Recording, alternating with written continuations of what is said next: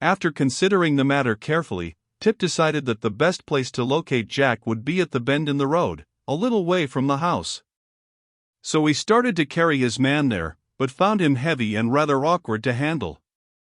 After dragging the creature a short distance, Tip stood him on his feet, and by first bending the joints of one leg, and then those of the other, at the same time pushing from behind, the boy managed to induce Jack to walk to the bend in the road.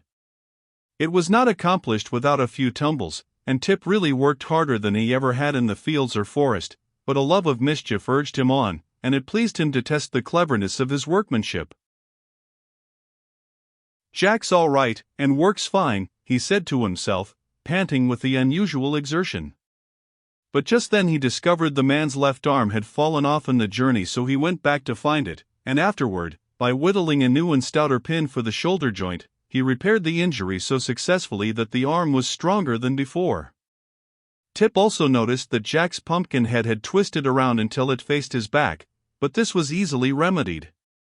When, at last, the man was set up facing the turn in the path where old Mombi was to appear, he looked natural enough to be a fair imitation of a Gillikin farmer, and unnatural enough to startle anyone that came on him unawares. As it was yet too early in the day to expect the old woman to return home, Tip went down into the valley below the farmhouse and began to gather nuts from the trees that grew there. However, old Mombi returned earlier than usual. She had met a crooked wizard who resided in a lonely cave in the mountains, and had traded several important secrets of magic with him. Having in this way secured 3 new recipes, for magical powders and a selection of herbs of wonderful power and potency, she hobbled home as fast as she could, in order to test her new sorceries. So intent was Mombi on the treasure she had gained that when she turned the bend in the road and caught a glimpse of the man, she merely nodded and said, "Good evening, sir." But, a moment after, noting that the person did not move or reply, she cast a shrewd glance into his face and discovered his pumpkin head elaborately carved by Tip's jackknife. "Hat!" ejaculated Mombi, giving a sort of grunt, "that rascally boy has been playing tricks again. Very good. Re good. I'll beat him black and blue for trying to scare me in this fashion." Angrily she raised her stick to smash in the grinning pumpkin head of the dummy, but a sudden thought made her pause, the uplifted stick left motionless in the air. "Why, here is a good chance to try my new powder," said she, eagerly. "And then I can tell whether that crooked wizard has fairly traded secrets, or whether he has fooled me as wickedly as I fooled him." So she set down her basket and began fumbling in it for one of the precious powders she had obtained. While Mombi was thus occupied, Tip strolled back, with his pockets full of nuts, and discovered the old woman standing beside his man and apparently not the least bit frightened by it. At first he was generally disappointed, but the next moment he became curious to know what Mombi was going to do. So he hid behind a hedge, where he could see without being seen, and prepared to watch. After some search the woman drew from her basket an old pepper box, upon the faded label of which the wizard had written with a lead pencil, "Powder of Life." "Ah, here it is," she cried, joyfully. "And now let us see if it is potent. The stingy wizard didn't give me much of it, but I guess there's enough for 2 or 3 doses. Image 029. Tip was much surprised when he overheard this speech. Then he saw old Mombi raise her arm and sprinkle the powder from the box over the pumpkin head of his man Jack. She did this in the same way one would pepper a baked potato, and the powder sifted down from Jack's head and scattered over the red shirt and pink waistcoat and purple trousers Tip had dressed him in, and a portion even fell upon the patched and worn shoes. Then, putting the pepper box back into the basket, Mombi lifted her left hand, with its little finger pointed upward, and said, "Wef." Then she lifted her right hand, with the thumb pointed upward, and said, "T-ug." Then she lifted both hands, with all the fingers and thumbs spread out, and cried, "P-ugh!" Jack Pumpkinhead stepped back a pace at this, and said in a reproachful voice, "Don't yell like that. Do you think I'm deaf?" Old Mombi danced around him, frantic with delight. "He lives," she screamed, "he lives! He lives!" Then she threw her stick into the air and caught it as it came down, and she hugged herself with both arms, and tried to do a step of a jig, and all the time she repeated, rapturously, "He lives, he lives, he lives!" Now you may well suppose that Tip observed all this with amazement. At first he was so frightened and horrified that he wanted to run away, but his legs trembled and shook so badly that he couldn't. Then it struck him as a very funny thing for Jack to come to life, especially as the expression on his pumpkin face was so droll and comical it excited laughter on the instant. So, recovering from his first fear, Tip began to laugh, and the merry peals reached old Mombi's ears and made her hobble quickly to the hedge, where she seized Tip's collar and dragged him back to where she had left her basket and the Pumpkinhead man. "You naughty, sneaking, wicked boy," she exclaimed, furiously, "I'll teach you to spy out my secrets and to make fun of me." "I wasn't making fun of you," protested Tip. "I was laughing at old Pumpkinhead. Look at him. Isn't he a picture, though?" "I hope you are not reflecting on my personal appearance," said Jack, and it was so funny to hear his grave voice, while his face continued to wear its jolly smile, that Tip again burst into a peal of laughter. Image 032. Even Mombi was not without a curious interest in the man her magic had brought to life, for, after staring at him intently, she presently asked, "What do you know?" "Well, that is hard to tell," replied Jack. "For although I feel that I know a tremendous lot, I am not yet aware how much there is in the world to find out about.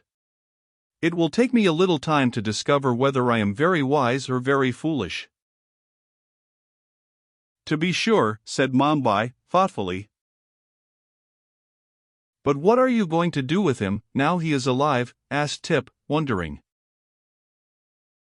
"I must think it over," answered Mombi.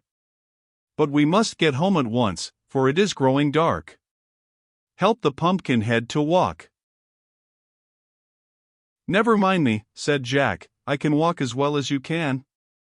Haven't I got legs and feet, and aren't they jointed?" "Are they?" asked the woman, turning to Tip. "Of course they are, I made 'em myself," returned the boy, with pride. So they started for the house, but when they reached the farmyard old Mombi led the pumpkin man to the cow stable and shut him up in an empty stall, fastening the door securely on the outside. "I've got to attend to you, first," she said, nodding her head at Tip. Hearing this, the boy became uneasy, for he knew Mombi had a bad and revengeful heart, and would not hesitate to do any evil thing. They entered the house. It was a round, dome-shaped structure, as are nearly all the farmhouses in the land of Oz.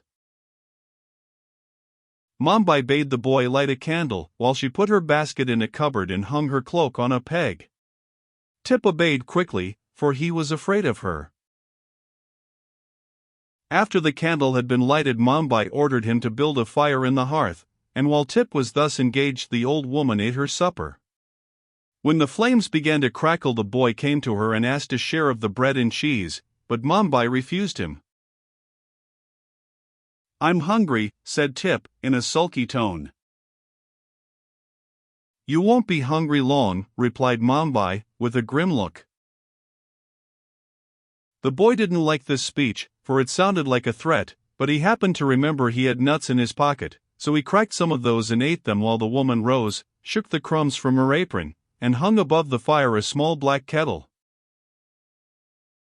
Then she measured out equal parts of milk and vinegar and poured them into the kettle. Next she produced several packets of herbs and powders and began adding a portion of each to the contents of the kettle.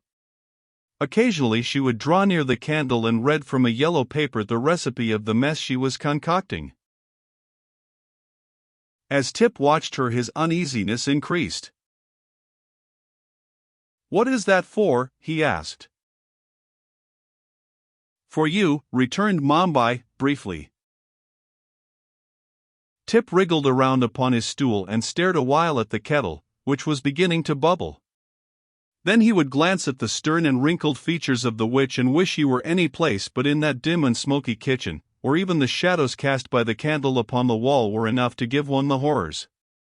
So an hour passed away, during which the silence was only broken by the bubbling of the pot and the hissing of the flames.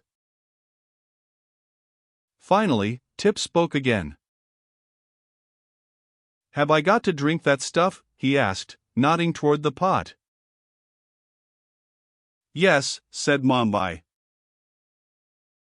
"What'll it do to me?" asked Tip. "If it's properly made," replied Mombi, "it will change or transform you into a marble statue." Tip groaned, and wiped the perspiration from his forehead with his sleeve. "I don't want to be a marble statue," he protested. Image 037.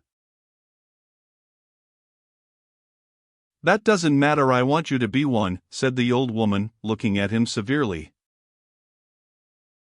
"What use'll I be then?" asked Tip. "There won't be anyone to work for you." "I'll make the pumpkin head work for me," said Mombi. Again Tip groaned. "Why don't you change me into a goat, or a chicken?" he asked, anxiously. "You can't do anything with a marble statue." "Oh, yes, I can," returned Mombi. "I'm going to plant a flower garden next spring, and I'll put you in the middle of it, for an ornament.